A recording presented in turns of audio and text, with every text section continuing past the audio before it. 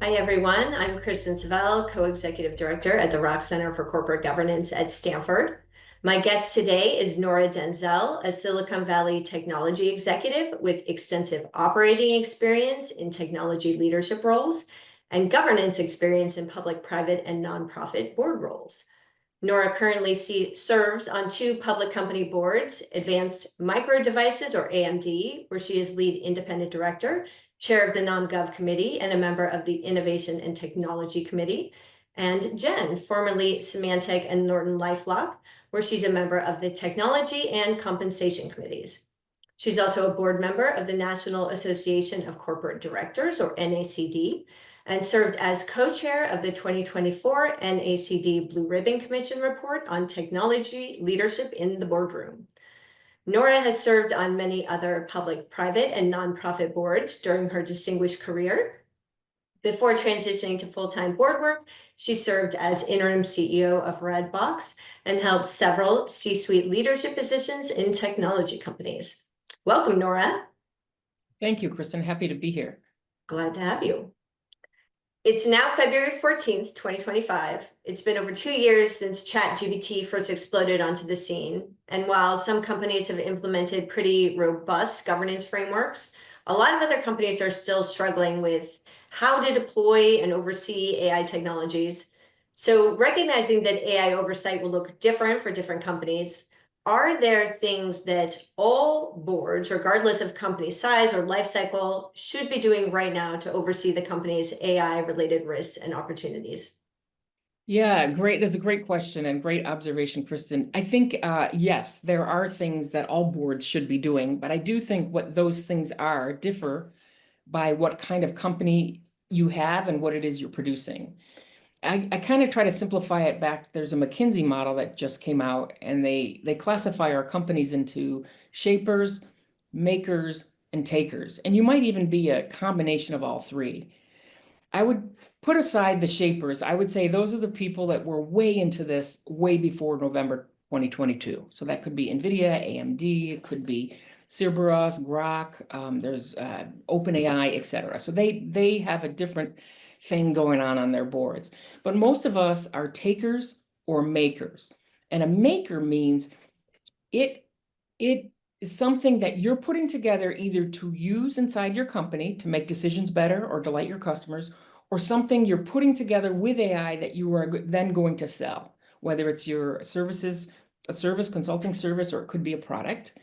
And a taker is just someone, I might be in the accounting department, I'm any employee that you have, and I just take a model off the shelf and I'm using it to help me draft a performance plan. I might be writing some marketing copy. I might be generating images. So there's takers, makers, and shapers. And so I think at the very basic level, you have to have some type of governance guardrails in there.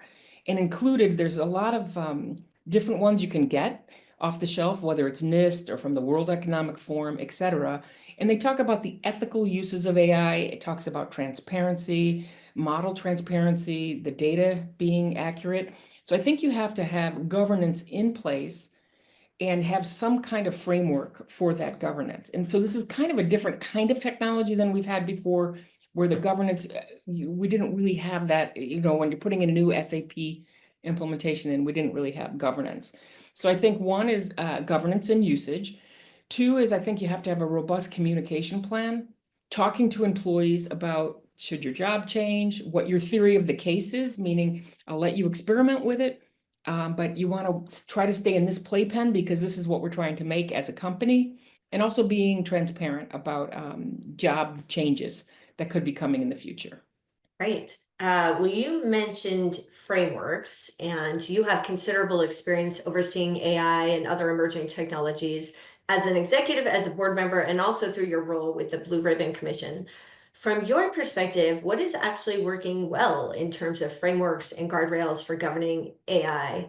And I guess maybe using your language, we could focus on the AI takers, not the model developers, because at least at this point, most companies aren't developing their own models.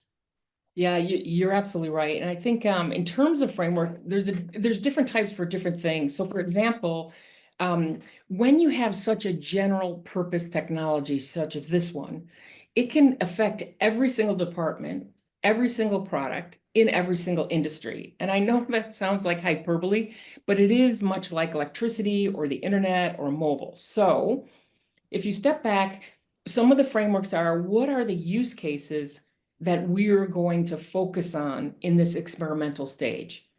And that can take a different variety of frameworks. So one company I saw said, look, we have customer-facing products and services that use AI, and we also have back office. So there's front office and back office. We're going to let you play with the back office, anything that doesn't touch a customer. And that way we can minimize our reputational risk should we have some kind of difficulty. And so that's just one way to frame it. Other people have framed it, they've made a matrix saying, look, how much would it be to implement or experiment with? And what's the likelihood of the return? And they decided as a company, these are the three areas, and they try to pool the resources onto areas they thought that could really help either in efficiency or making the top line go up. So I think frameworks vary on where you are, what industry, et cetera. But you do need, I call it a theory of the case on what is it we're doing with generative AI in our company to accelerate our strategy. So it all starts with strategy, you tie it back, and then you kind of ring fence it. Because if you don't, now some companies have said, look, I just want 1,000 flowers to bloom, and I'm going to let them fight it out later because we don't want to place bets. And that could be your theory of the case. But most companies I see have a kind of a compass. All companies I see are educating as fast as they can, whether it's the management getting education, every single employee getting education, putting micro degrees on their internal website so that their employees can get educated, and everyone is being educated, and as well as the boards. We have education every single board meeting now.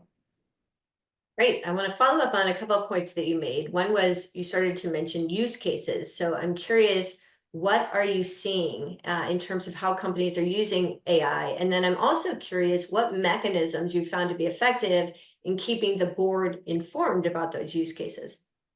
Yes, certainly. So the three go-to that I see all the time clearly are chatbots for customer support.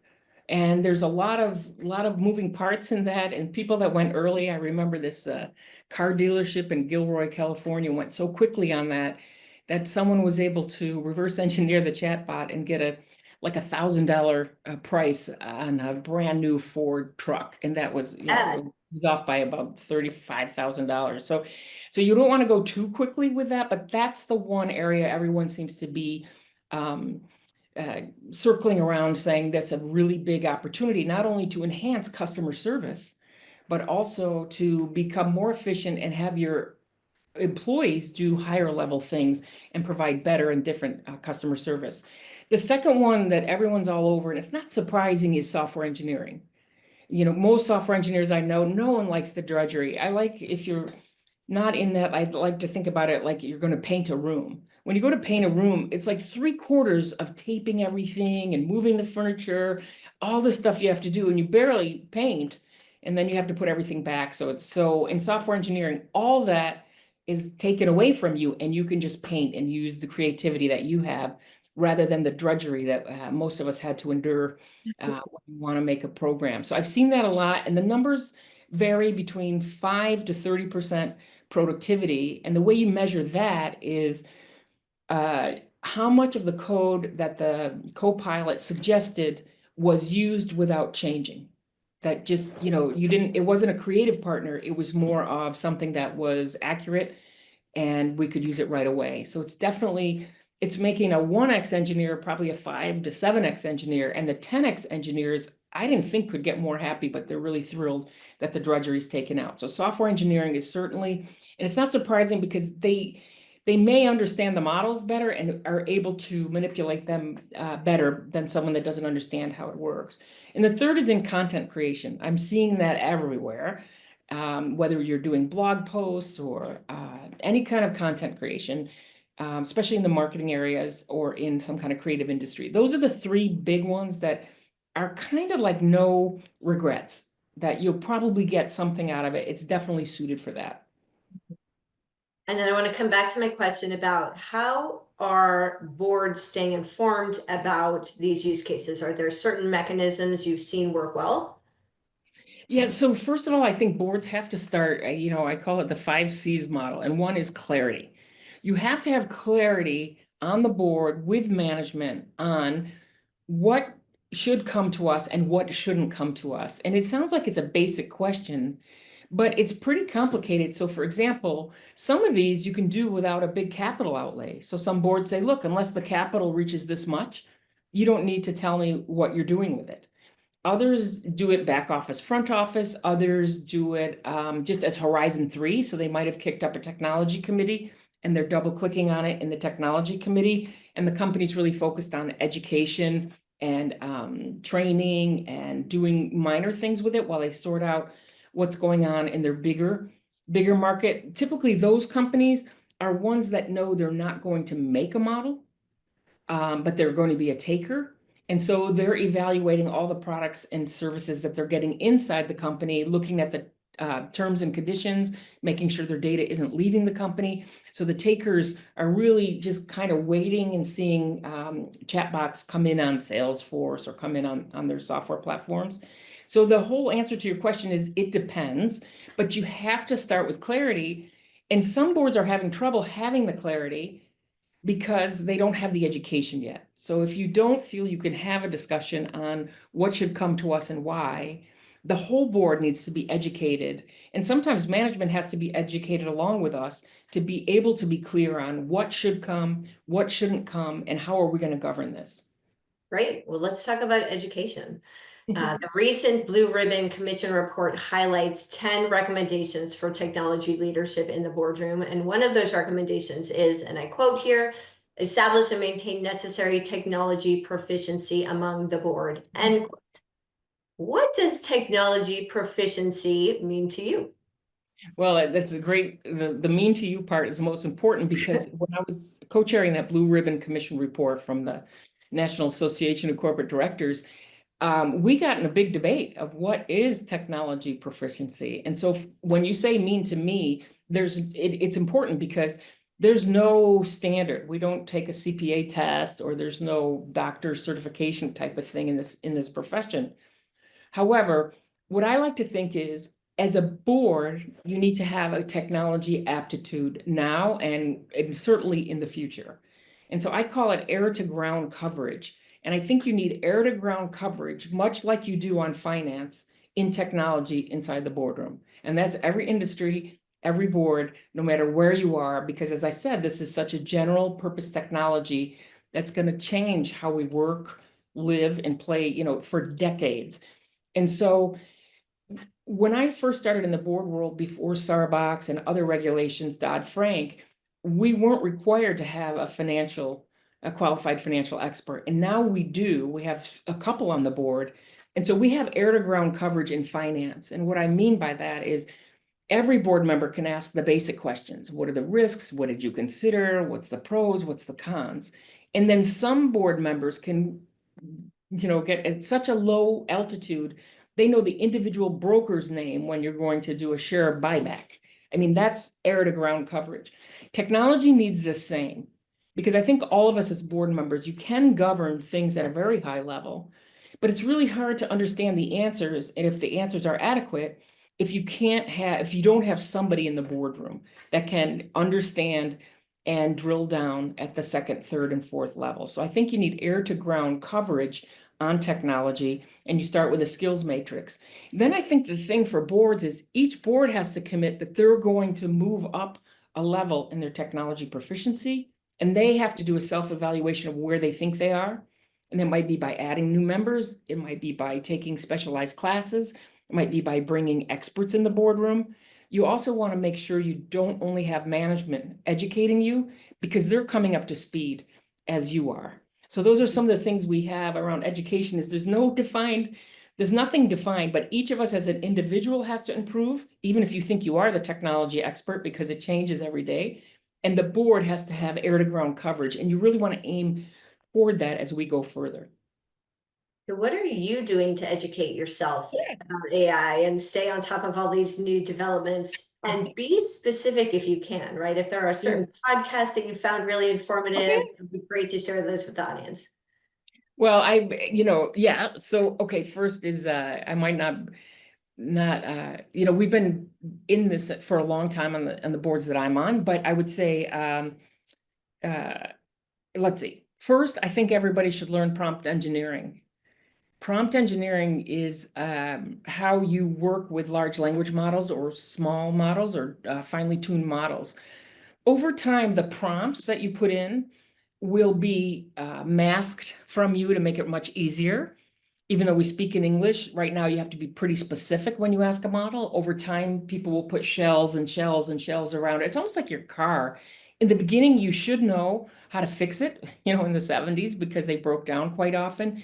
And now your kids probably know some basics, but not everything. So I think on prompt engineering, if you learn that, you'll be able to tell what's good output, how can you trust it, how can you validate it, what are some of the issues with it. So the one I recommend, now Stanford had a great AI class, but they only offer it once in a while in continuing ed, and the title is Demystifying AI. I loved it. And it's going to be in the spring sometime, they said, and it's Tech 50. If you really want to get down to brass tacks, I love that class. The one that's evergreen is on Coursera. It's free. And the title that you would Google is Prompt Engineering for Chat GPT. And that's offered, it just happens to be offered by Vanderbilt. I'm sure there's others, but that's the one. I took many, and that was the one I liked. And it's just videos at your own pace. And it really upped my governance game. My whole life game has been upped because now I understand how to use the tools when I thought, well, just using English should be, how hard can it be? It isn't hard, but you should just learn how to do it. Mhm. I would say also use as many tools as you can. One technology leader said to me, it was so hard when he presented to his board. He said to me, it's like telling someone what a dog bark sounds like if they've never heard one. Like it was really hard to have a conversation with people that didn't understand just the basics of how it works. Same with a car. Because you know how it works. If a light comes on, you know which ones you can ignore and which ones you probably shouldn't. At least you should know that. So I think the same thing with a technical person presenting is there's things that the board should know about, model drift or data set bias, et cetera. So I think that it's important that we have people that have used the technology. So I personally, let's see, I use them all. I use Claude, Gemini, and Chat GPT. And a lot of times I play off their answers from each other. If they all agree, then I think it's probably right.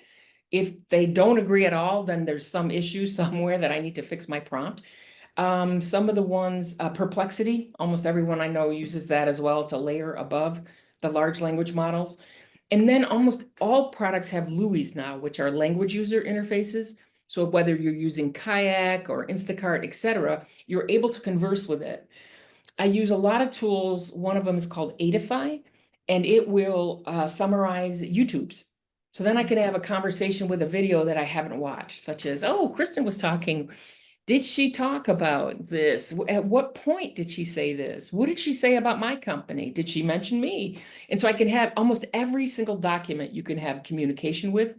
So I use a lot of video uh, uh, um, decoders as well as the other thing is graphics.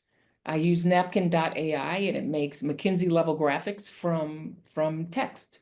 And so this has just allowed my mind to wander on what could be possible because I have some, bare metal experience. Hopefully that wasn't too much. What do you think, Kristen? No, that's great. There are actually now AI powered board management tools that allow directors to do things like summarize and compare board materials, generate minutes, build agendas, benchmark. You can convert text to speech so you can listen to your board book on the go. You can get thoughtful questions recommended to you to ask at the board meeting. And I'm sure that these tools create a lot of efficiency, but like all AI tools, there may be some ethical or legal risks. Do you use any of these AI tools in the boardroom? So There are some that we're piloting. So there's all the board portal companies have, thoughts they're going to be providers to us. So we'll be a taker of their agents if we enable them. And they Mhm. are pretty powerful. What I like is when in testing is, oh, Kristen's coming in. What did she say last time? What are the odds she's going to make the quarter? What are some good questions to ask her? What are the three biggest points she's going to make? What's her background again? Who is she? What area does she manage?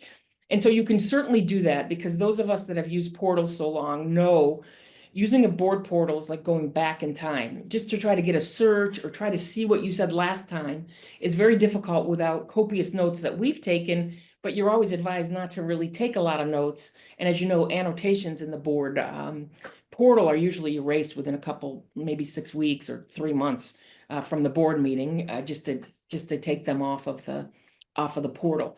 So I would say, unless it's sanctioned by your company, you shouldn't be putting board materials in large language model. I know people get tempted because they start using large language models for a lot of things and then they put the wrong things in. Most of your companies are probably paying for a private API, so you could use a large language model. So you want to ask your company if they are, and if they are, they've got a special server where the queries don't go out, and they might have a place for you to put your board materials in. But unless they've said so, I wouldn't do it. And I don't use any public large language models. The other thing is the discussion in our boardrooms is, okay, should the queries stay? As you know, the queries have memories. So say Diligent builds it into their portal or NASDAQ Board Vantage. How long should the query stay inside the portal? And they're saying, well, we probably should scrub them like we scrub the annotations within, a couple of months from the meeting. So there are some considerations. Most companies I know have given it to legal to take a look at and decide if the security is right for board members to use those new tools. If a board member is using those tools, do you think it's something they would need to disclose to the full board? Oh, well, first of all, you Assuming can't. it's not a Oh, board yeah. wide, through a board portal or board platform, if they're using it on their own, even if it's through an API provided by the company, is that something they should be disclosing?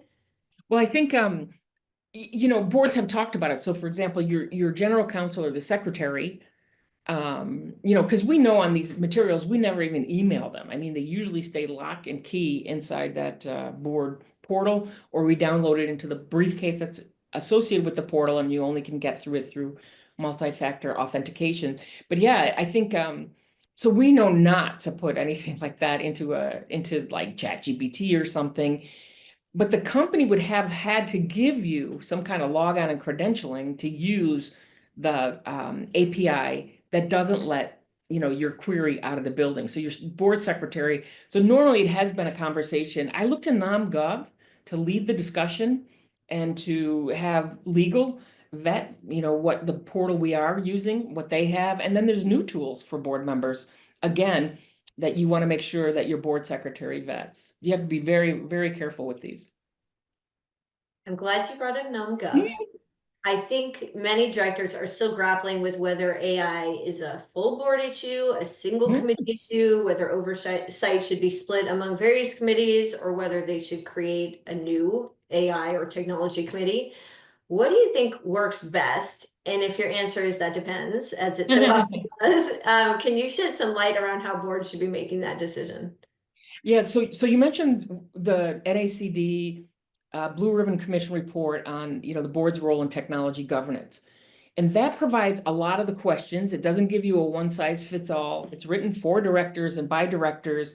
And what they really want you to do is to customize it for yourself. So for me personally, after our whole board read the document, it looks thick, but it really isn't. There's a huge appendix in it. But that said, I translated it in my head as the 5 C's. So first we talked about it. First, you have to have clarity. Like every board I know is talking about it, but you need some kind of mental model, some kind of clarity of what is it we're governing and why and how, and have a discussion. And like I said, you might need education before you have the clarity. Then after clarity, that's your question of where do you do it? So then it gets diced up into charters. So for example, the comp committee charter, talks about all the training that's needed. Some boards I know have put in special compensation for people that use it in an innovative way that affects the top line. So they have an innovative way of rewarding people for using things that they'd like them to use. The non-gov committee has to step up and do a real board education, continuing education. You know, on the boards I'm on, sometimes we just did a checkbox of you're all getting educated, right? We're saying now you have to personally commit to your own education. And then as a board, we have outside speakers every other time, and our service providers come in minimum once a year with what's new in this area. For audit, there's a lot around data governance. You know, how is it governed? What's the governance model? How do we know it's not biased, et cetera? As well as an audit, we look through the terms and conditions of any service providers that come in, and we kind of interrogate the software licenses we're getting now, almost like we'd interrogate an employee, meaning you better not tell anyone outside this company, you know, what we're doing inside the company. You want to make sure that you understand those. So back to your point of who does what, after you have clarity, then you can start chopping it up. I do think technology, just like finance, is a full board issue.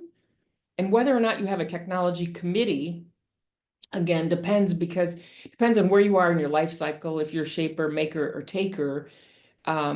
And the things I've seen is some people rush to have a technology committee, and then all of a sudden they get there and realize we don't have anyone that knows what questions to ask. So you want to make sure you have air to ground coverage before you start a technology committee. And then you put them in for certain reasons. The boards I've been on, the last three have all had technology committees, and that's mostly because we were doing a hairpin turn in our technology, and management and the board wanted to double click, and the board agenda didn't have enough time on it to do that.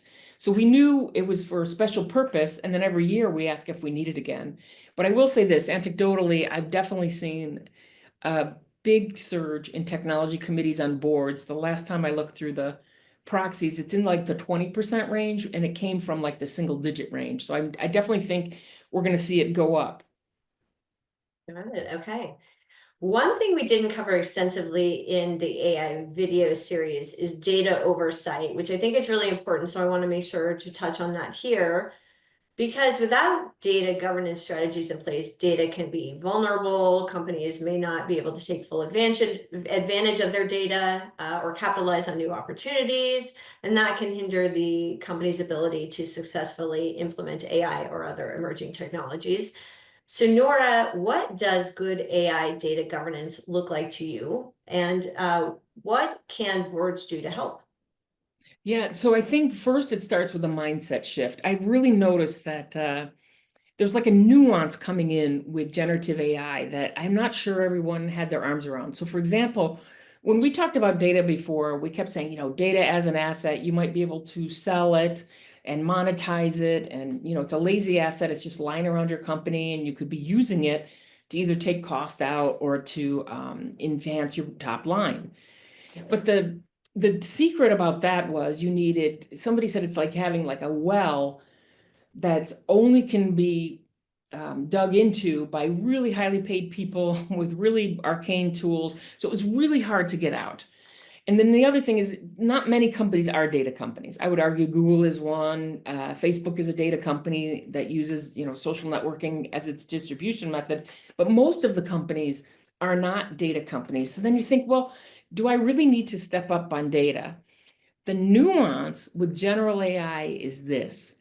If data before was locked in those wells with those really expensive people around them, and it was really hard to get things out, now with data, with AI and the agents that are coming in on the products that you're already using, it's as if every single person has a tap, a water tap in their office, and it's as easy as, you know, cold and hot, turning them on. And so what I mean by that is your Salesforce platform, any platform you're using, any tool, all the data can be got at, probably a better word for that, by just laymen using English. You know, how many people started in February whose birthday was by the end? You know, you could just ask questions like that, where before you needed a high priestess of a dark art to be able to interrogate anything. So that's the nuance with data, is it isn't just what you're thinking about, it's also everything you have is now wrapped like everyone can be a programmer, everyone's a data engineer. You can just use English to get data out of your systems. So what good governance looks like is where is it?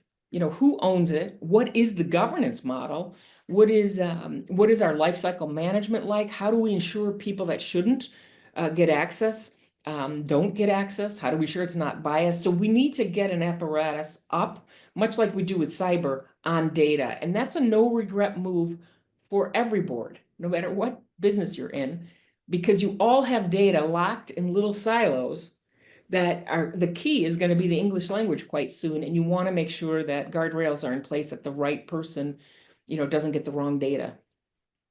Are there specific metrics that boards should be reviewing to ensure that AI is operating fairly and responsibly, and also to measure the value and success of AI initiatives?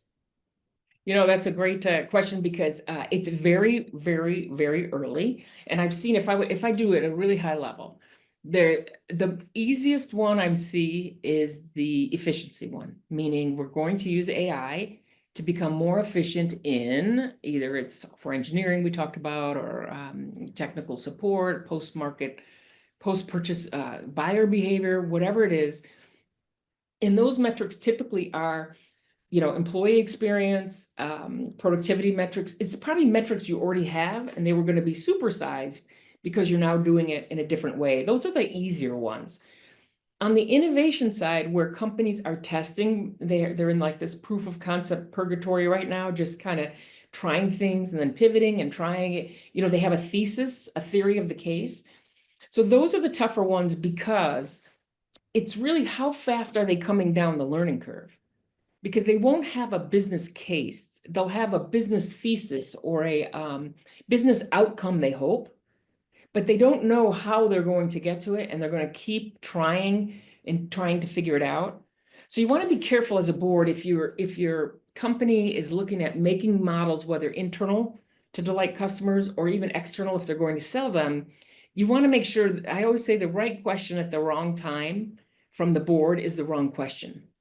And I've been on boards where, the company's really trying to innovate. They have a big growth gap, and the board members are trying to interrogate a business case and a business model before everyone even understands how the technology works. So you have to understand that they're experimenting their way through, and then, there should be a big uplift later. So you have to be careful on the innovation side. On the efficiency side, it's a little bit easier.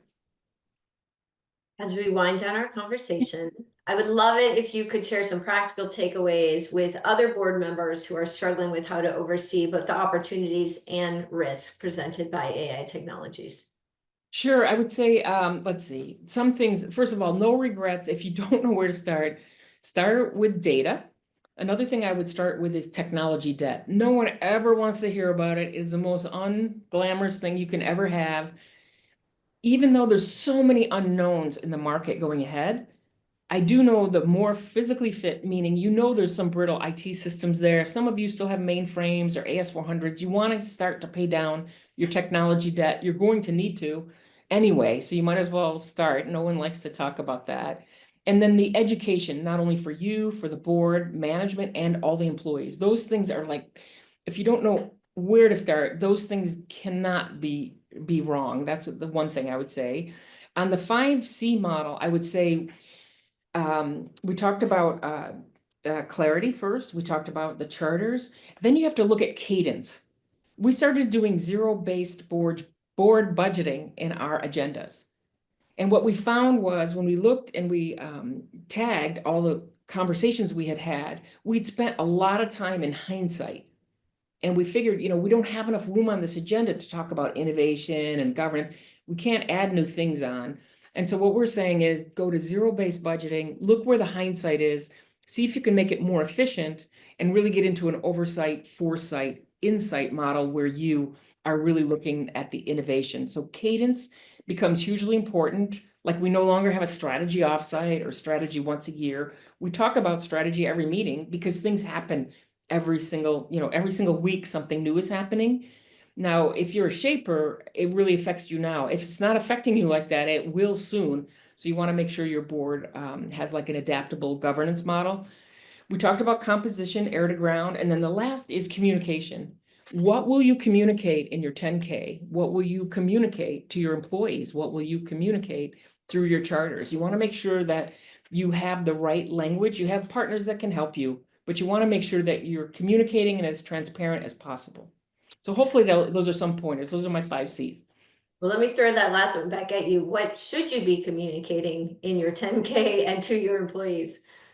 Well, you have a lot of helpers. I think with the employees, you need to be transparent. They're not dumb. One thing you were asking about what works, what doesn't. What doesn't work is telling them they can't use it because they're all using it. So you might as well pay for the API and let them use one inside of your company so their prompts don't leak out.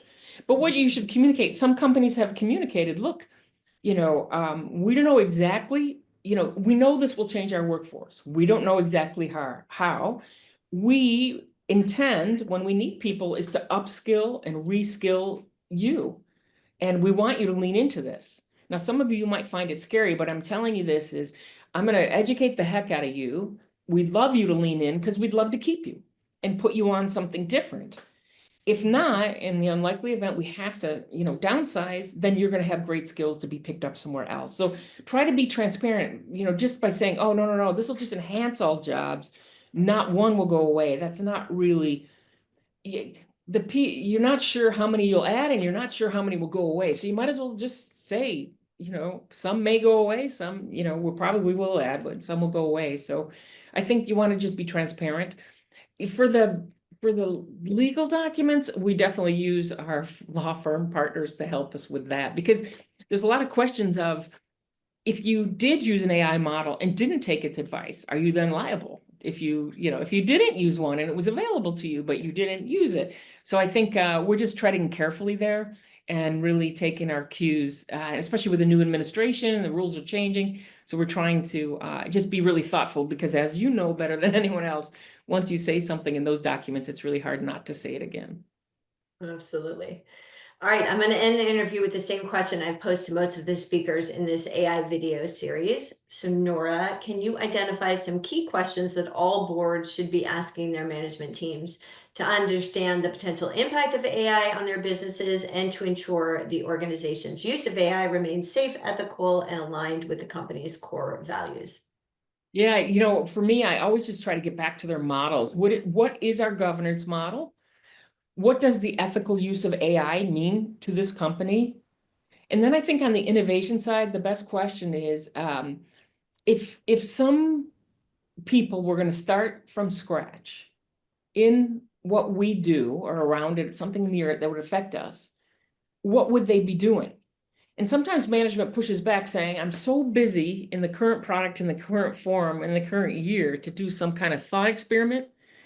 And what we say is, look, there is somebody doing that thought experience right now with frictionless IT and the marginal cost of innovation is zero now. You don't even need as many programmers as you did. So people are gunning at you and you might as well figure out, what their attack vector will be. Because the people that embrace this have a lot less likely chance to be disrupted. And then, the final thing I would say is you have to really go back to first principles, which for some of us is hard. You're in an industry that's been around 40 years, and we know how it works, where the profit pools are, who our competitors are, et cetera. You have to go to first principles and say, what is it that I firmly believe that isn't true anymore, or probably isn't going to be true in a year? And how are we going to contend with that? Those are some of the starter set, I'd say. But in the Blue Ribbon Commission report, and I think you can put on the screen a whole set of questions that we recommend that boards ask. Great. Well, we will leave everyone in the audience today with that set of questions. And thanks so much for joining me, Nora. You are welcome. Thanks, Kristen.